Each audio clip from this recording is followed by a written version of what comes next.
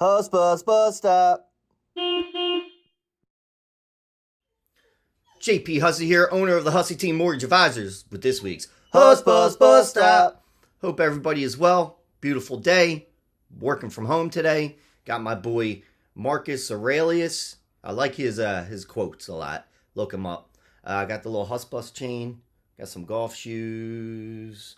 Bunch of other shoes on kind of a sneakerhead. Fungo. That's a Fungo bet right there for baseball. But anyway, you might hear my dog Bob barking, but that's besides the point.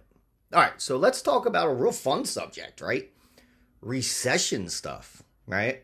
Now, I'm not going to get into, hey, were we in a recession last year or the year before? Are we in one now? Are we going to be in one, right? I'm not going to get into that because I don't know. It's way above my head.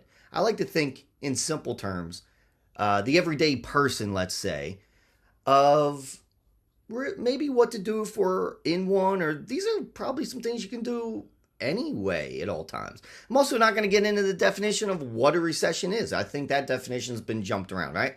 When I think about recession, when I hear that on the news or whatnot, I think about people, the overall people in the country maybe making a little bit less money.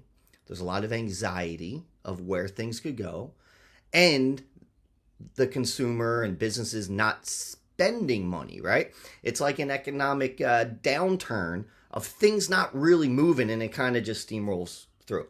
That's what I think about, right? So we want to talk about if we're in one or going to have one or we're in one, what are some things we can maybe do, right, to not stay in a recession, right? Because we still want to spend money and keep the economy going. You still got to live, right? What are some things we can do to prepare? And again, these are some things you can just do at any time anyway, right? So one thing I think about is resetting your financials, right? And we've talked about it before. Owning a home is more than just a place to stay. It's really a financial vehicle, right? So a lot of people come to us and say, hey, JP, we have a little too much debt. I need some money to spend to put some value into my house. I got kids going to college, right? I need to figure this out. And having a home gives you more options if you didn't have a home, all right? So the big one is, it's called a cash out refinance, right? And you've seen us do plans like this before, but it's something to think about, right? Right now, values are still high, and that's a good thing. I really think values are always going to keep appreciating if you look at the charts, right? So it could be a good time to look at some debt that you have and reset everything with a possible cash out refi. Now, it's called a cash out refi. When you think that, you're like, oh, I'm just going to get a bunch of cash. Well, there's a lot of things you can do with a cash out refi as a tool where you're paying off debts, getting rid of monthly balances, whatever it may be, to reset and simplify your finances to prepare for maybe a little bit of a tougher time, right?